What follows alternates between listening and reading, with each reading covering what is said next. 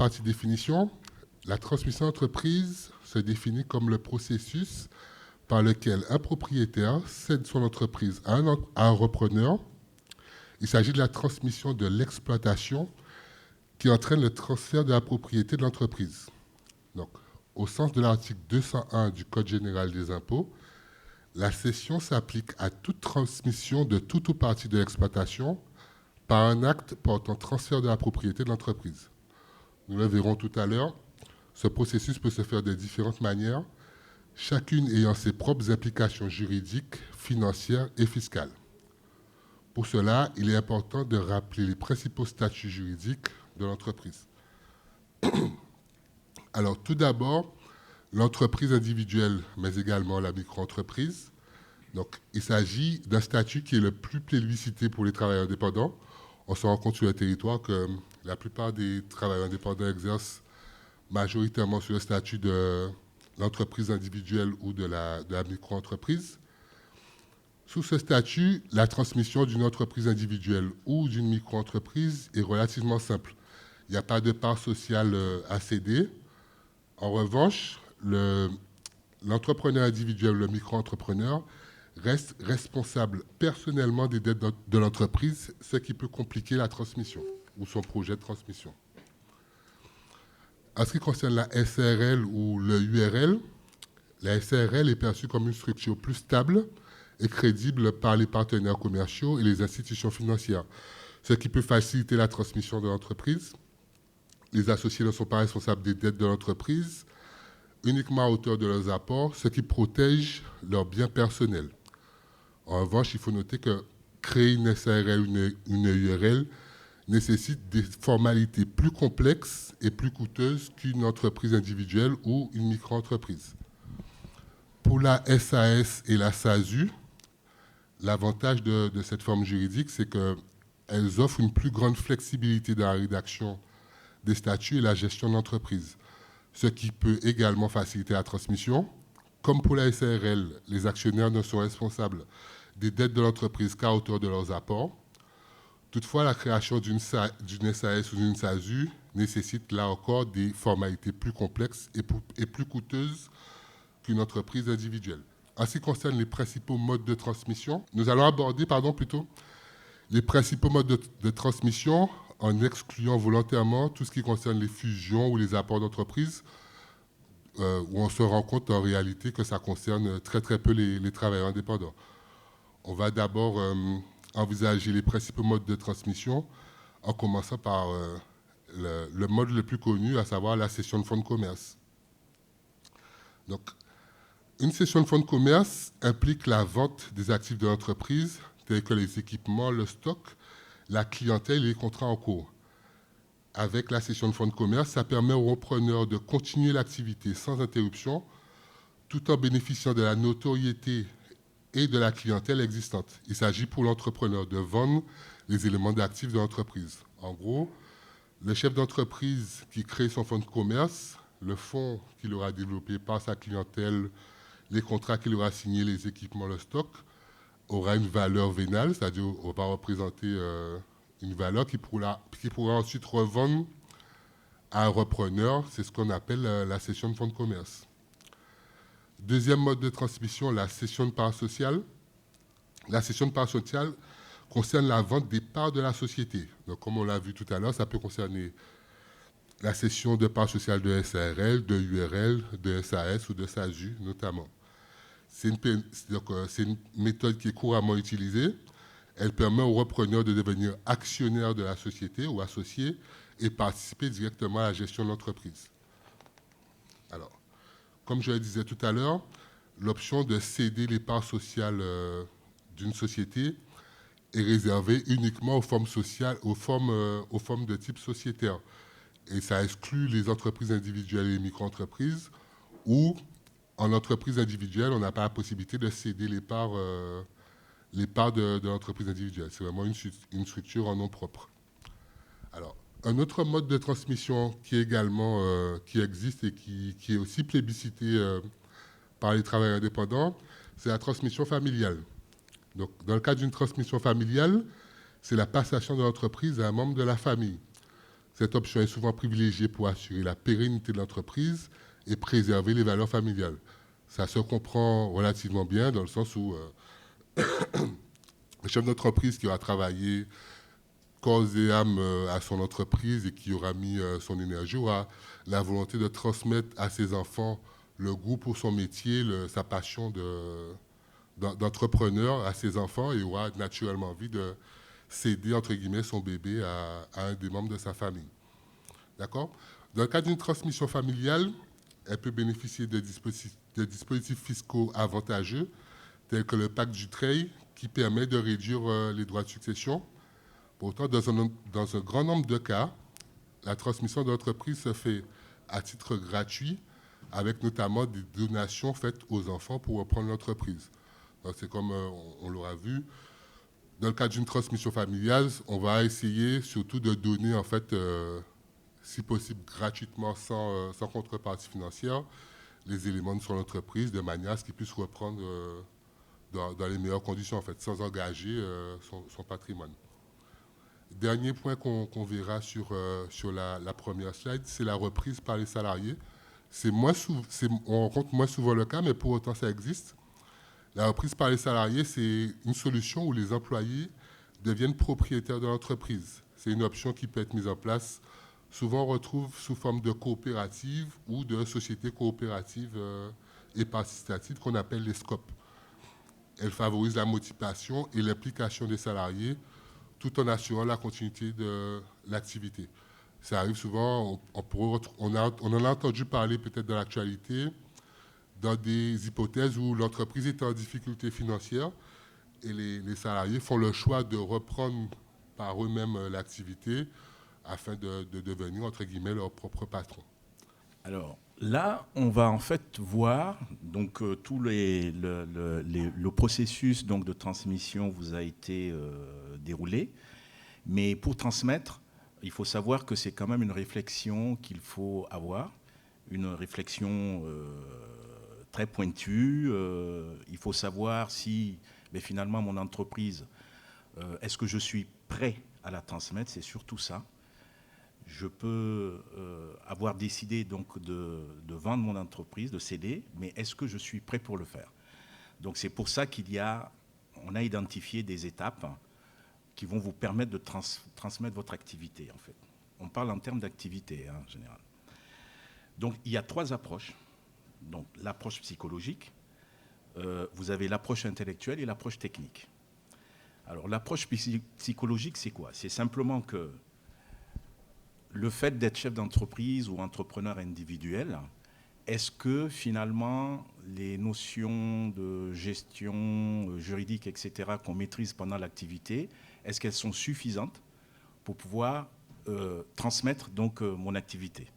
Donc on va quand même aller voir, enfin étudier en fait cette partie psychologique, et s'il le faut, avant de transmettre, on va aller dans des actions de formation pour savoir est-ce que j'ai véritablement tous les outils pour pouvoir avoir la meilleure transmission et ne pas demain regretter que j'ai mal vendu mon entreprise, en fait.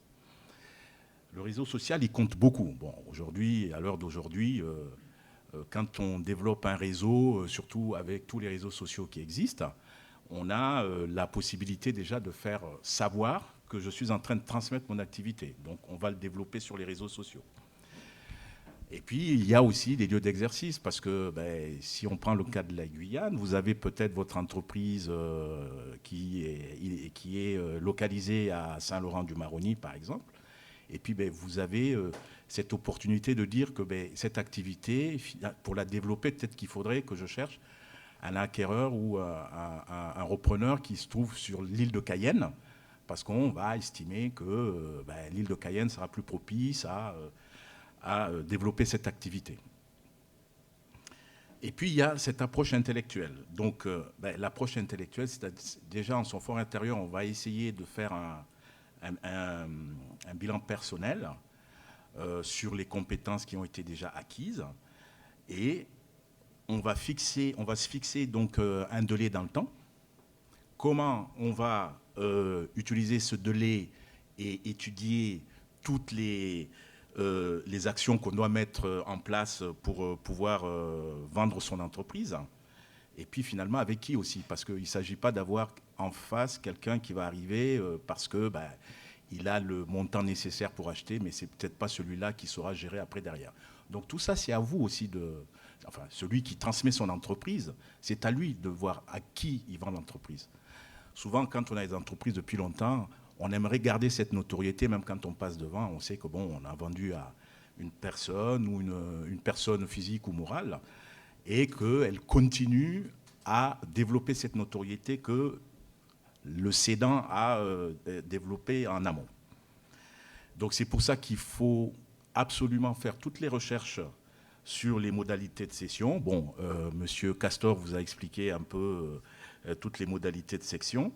On va, truc classique, les analyses économiques, le marché, etc. Est-ce qu'il est propice pour vendre maintenant?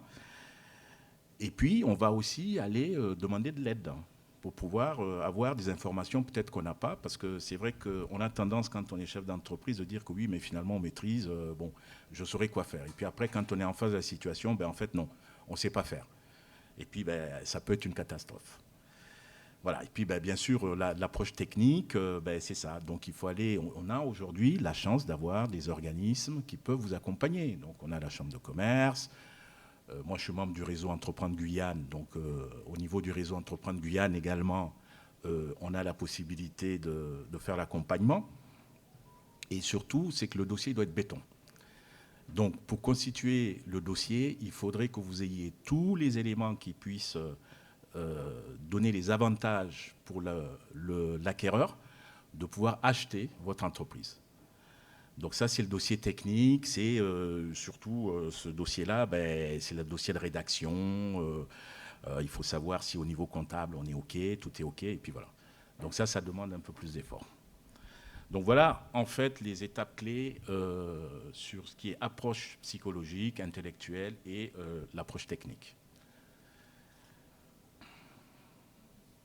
Alors, cette étape clé, je vais y aller rapidement. Ce qu'on vient de dire, surtout sur le dossier technique, donc il faut pouvoir maîtriser les 7 étapes clés pour transmettre son entreprise. Donc c'est un peu ce qu'on a expliqué dans l'approche intellectuelle, par exemple, c'est-à-dire qu'il faut qu'on puisse faire soi-même son bilan de compétences. J'ai travaillé pendant 10 ans dans une entreprise, maintenant je suis prêt à la céder. Pendant ces 10 ans, comment j'évalue mon bilan de compétences? Est-ce que quand je serai en face de l'acquéreur, je serai capable de défendre mon projet parce que j'ai étudié mon bilan de compétences? Il y a un calendrier. Céder une entreprise, ça ne se fait pas du jour au lendemain. Donc il faut pouvoir mettre en place un calendrier. En général, la cession d'une entreprise, c'est entre 12 et 18 mois, quand tout se passe bien. Quand on a un dossier qui est béton, qui est techniquement solide, donc il faut compter à peu près entre 12 et 18 mois pour céder une entreprise. Donc c'est pour ça qu'en amont, il faut vraiment avoir fait toutes les actions qui vont vous permettre d'avancer dans le projet. On ne vend que lorsqu'on est prêt. Ce n'est pas parce que j'ai une entreprise qui fonctionne bien sur le marché guyanais que je vais me dire que du jour au lendemain, voilà, je peux la vendre parce qu'elle marche bien. Non. Il faut être prêt à la vendre. Est-ce que moi-même, au moment où je suis en train de vendre ma boutique, est-ce que je suis déjà prêt, psychologiquement ou moralement, à me préparer à ne plus revenir dans cette boutique et voir quelqu'un d'autre à ma place? Voilà. Donc il faut être prêt pour ça. Comme on l'a dit, le dernier point qui a été développé par M. Castor, si vous avez une entreprise avec des employés, il serait bien d'abord de proposer aux employés, parce que un jour ou l'autre, il faudra leur dire, voilà, moi je vends mon entreprise, et finalement, celui qui sera là sera un nouveau patron. Et est-ce que vous seriez intéressé à reprendre l'entreprise? Et c'est vrai que les employés, à partir d'un certain nombre d'expériences, pourquoi pas? Et ce serait peut-être les personnes à même de pouvoir continuer la réussite de l'entreprise. C'est même une obligation. Bon, voilà. Donc je pense que juridiquement même, voilà. Ouais. Oui. Donc c'est une obligation, c'est ça? Oui, voilà. Dans l'ordre des personnes à qui on propose. C'est d'abord les employés, ouais, effectivement. Ouais, c'est ça. C'est d'abord les salariés. Publier pour Ouais. les employés. Et ensuite. Et après, voilà, s'ils ne sont pas intéressés, on peut passer aux membres de la famille ou à un repreneur qui n'est pas de la famille ou du personnel. Il faut savoir que les repreneurs, en général, ils ne sont pas très nombreux. Hein. Donc, c'est pour ça qu'il faut bien se préparer, il faut être prêt, parce qu'on ne va pas avoir 10 000 repreneurs en face. Donc, il faut pouvoir choisir le bon et pouvoir lui céder l'entreprise. Donc, c'est pour ça qu'il est important de préparer un business plan prévisionnel qui soit vraiment bien carré, béton, où on évite d'avoir des questions à poser. Et donc ça, c'est aussi le dossier de présentation qu'on va faire. Parce que si vous avez une entreprise qui a une clientèle qui est bien connue, qui a une notoriété, etc., donc il faut que dans votre dossier prévisionnel, là où vous allez mettre les informations, que vous puissiez lister pourquoi votre entreprise, elle marche. Puis après, on va communiquer. Bon, on a des voies et moyens de communication. On peut... aujourd'hui, vous avez pas mal de sociétés de consultants, par exemple, qui ont des sites, lorsqu'ils ont décidé, vous avez décidé de les mandater, ils ont des sites qui sont très bien faits en fonction de l'activité. On peut publier et ça peut être très utile pour avoir des repreneurs très très vite. Et vous voyez que tout à l'heure, comme il l'a dit M. Castor, donc vous avez en fait le schéma du fonds de commerce, hein, parce que bon, voilà ce qui intègre dans le fonds de commerce. On a les éléments incorporels, les éléments corporels, parce que quelquefois, ce qui se passe, c'est que vous avez des activités où, au moment où vous êtes en train de céder l'entreprise, il peut y avoir beaucoup de stock, par exemple. Si c'est une entreprise, par exemple, d'habillement, je prends un exemple, par exemple, d'une entreprise d'habillement. Bon, si c'est une entreprise d'habillement, en tant que repreneur, oui, ça serait peut-être bien d'évaluer aussi le stock et pourquoi pas reprendre le stock avec le fonds de commerce. Alors que si c'est une activité où vous avez besoin de refaire un nouveau stock parce que vous partez sur un nouveau produit, mais en fait c'est la notoriété de l'entreprise qui vous intéresse, donc en ce moment-là, peut-être que la partie stock, on va essayer de négocier pour ne pas la reprendre. Mais c'est pour ça qu'il est utile de faire quand même la différence entre ce qui est fonds de commerce et le stock, les créances clients.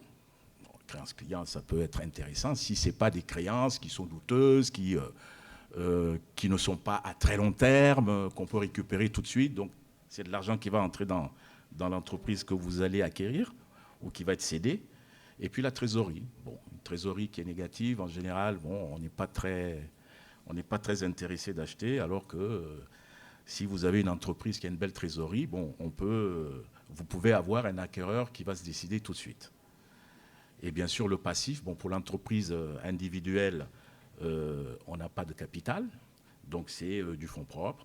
Et puis, il y a les dettes. Hein, pour la personne physique, elle est liée aux dettes. Donc ça peut être un frein. Alors que la personne morale, elle va peut-être avoir des dettes, mais qui ne seront limitées qu'à l'apport des associés. Voilà. C'est toujours moi. La valorisation, c'est important. Alors c'est pour ça qu'il faut véritablement... alors soit vous vous faites accompagner, soit vous êtes un expert dont vous savez valoriser une entreprise, hein, à partir donc de ces éléments comptables, parce que c'est ce qui va,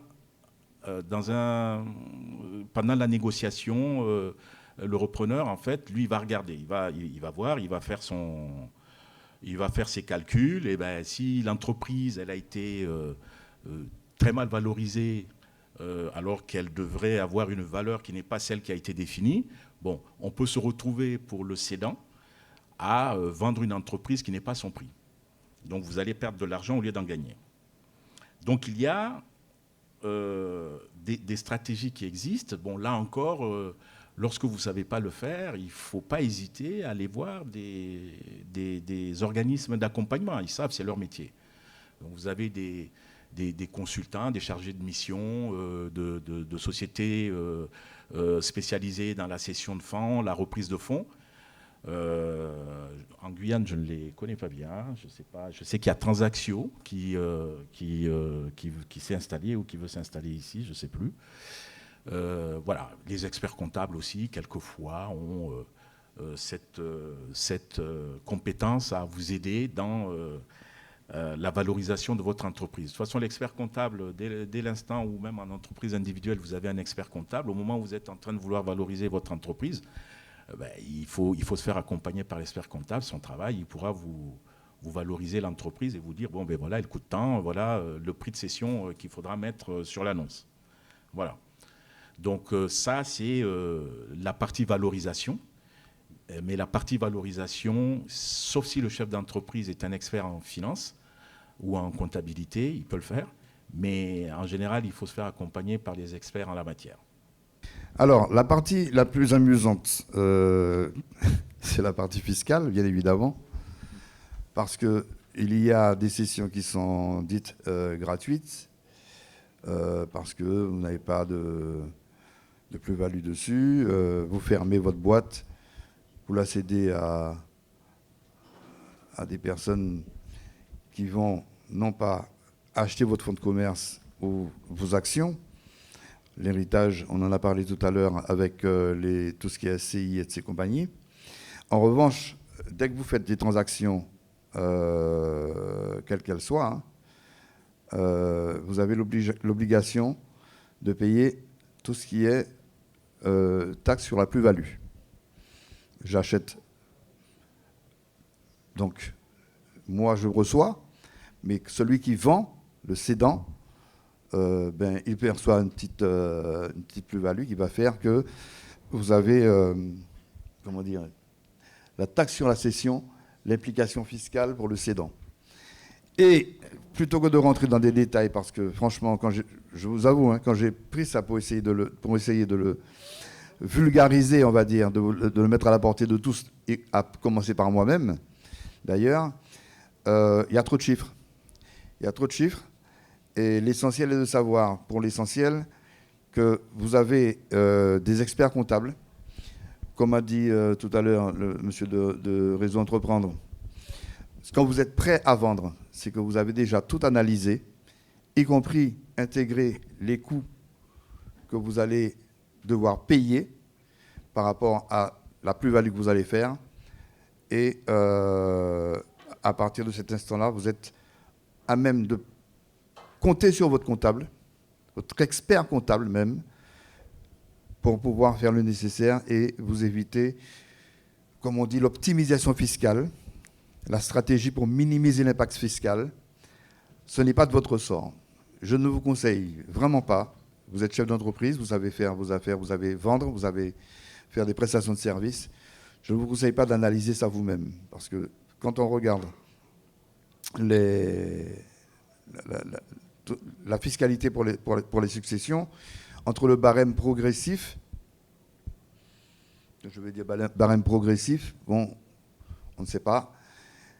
Il y a des abattements fixes, il y a des abattements de durée de détention renforcés.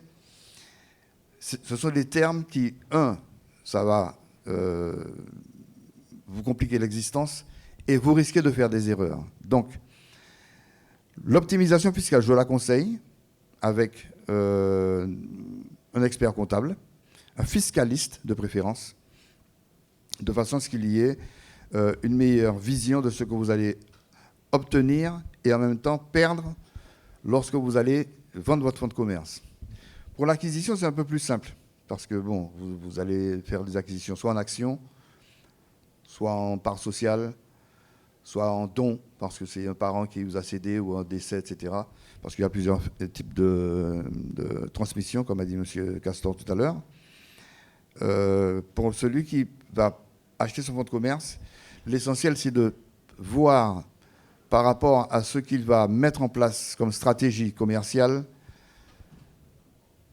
tout ce qui va impacter son pouvoir d'achat.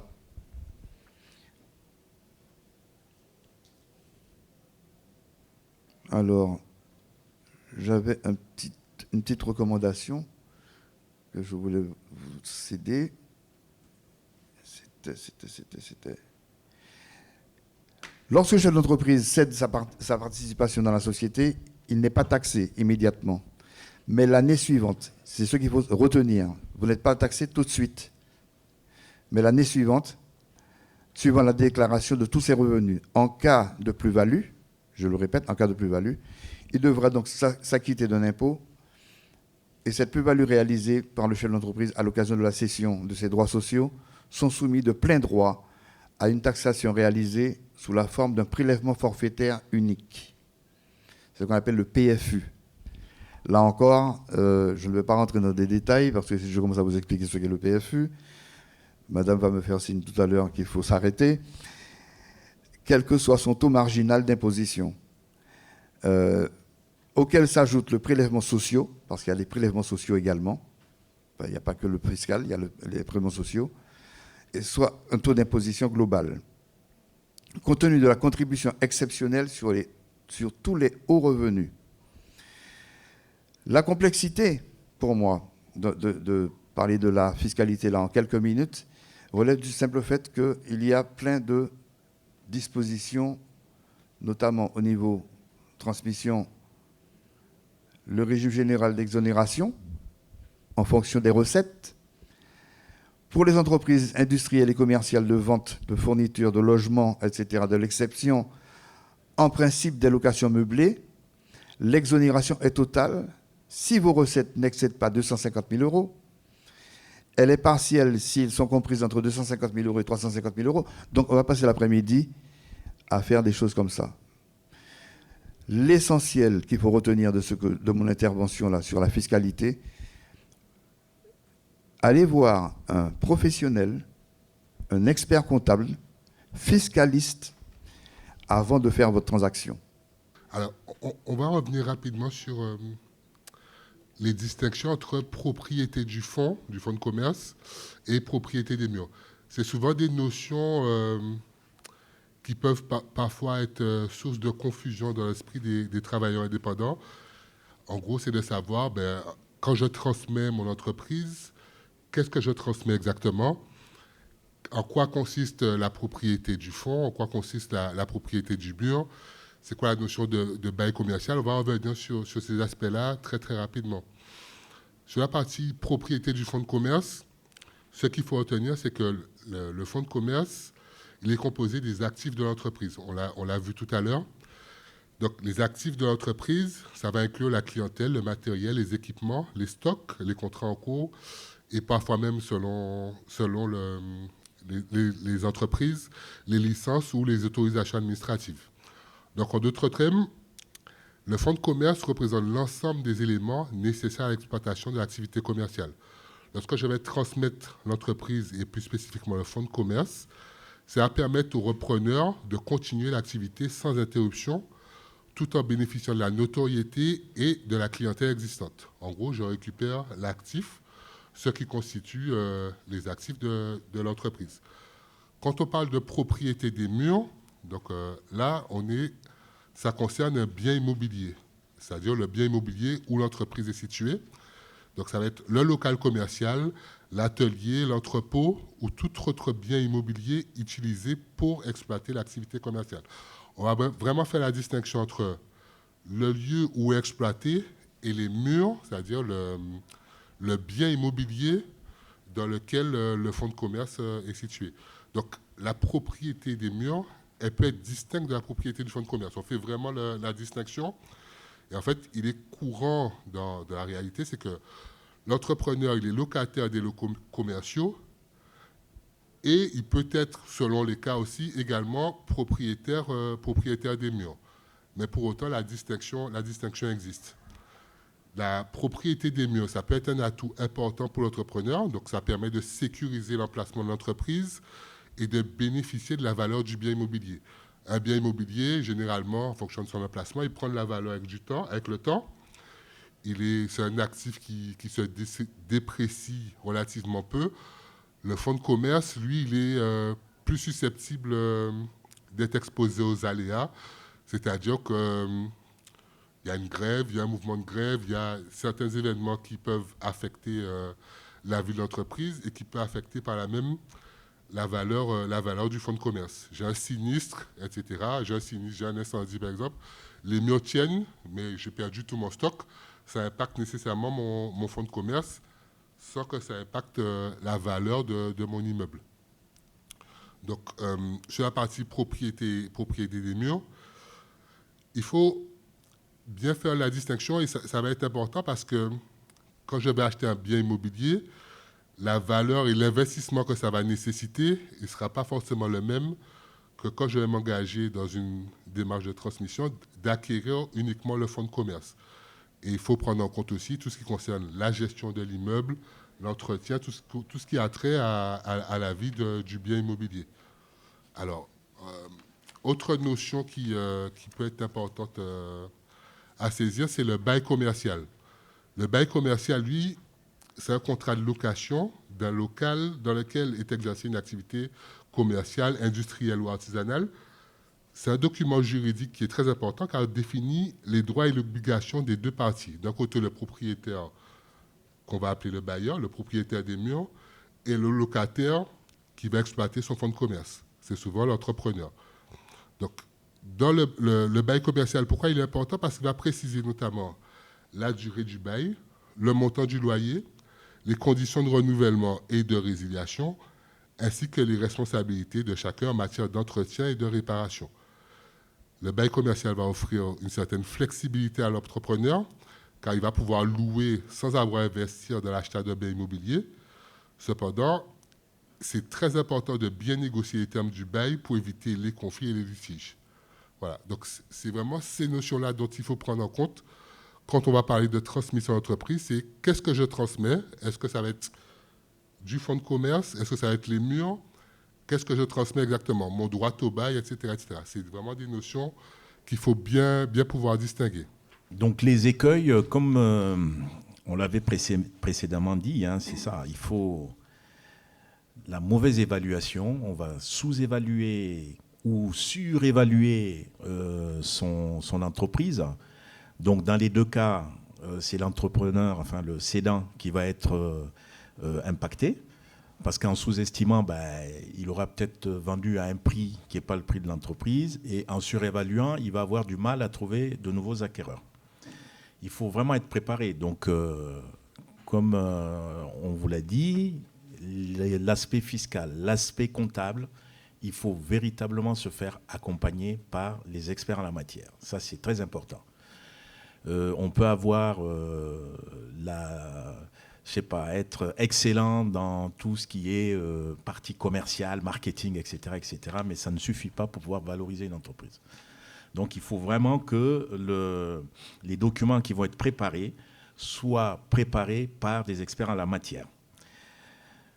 Et puis, ce qu'il faut éviter aussi, c'est les négociations. Quelquefois, lorsqu'on a décidé de communiquer sa vente, on peut avoir des personnes qui peuvent venir vous voir directement pour dire, est-ce qu'on peut négocier directement, etc., etc.